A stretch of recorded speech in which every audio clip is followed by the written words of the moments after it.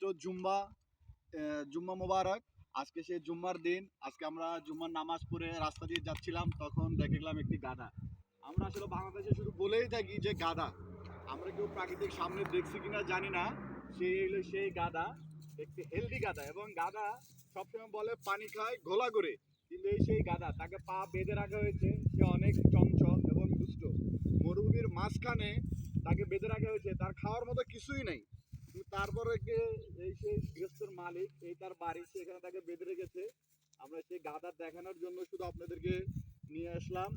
এবং সেই যে একটা গাধা, আসলে গাধাটা খুব ভালোই আছে। অনেক গাধা দেখেছি যে সূক্ষ্ম, কিন্তু এই গাধাটা আসলে অনেক ভালো।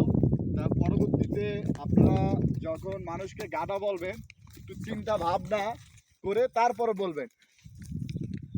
আর কি বলবো সবাইকে, আমার যারা ভিউয়ার আছে সবাইকে জানাচ্ছি আবারও জুম্মা মুবারক। এবং পরবর্তীতে নেক্সট ভিডিওতে সবার সাথে আবার দেখা হবে। আসসালামু আলাইকুম।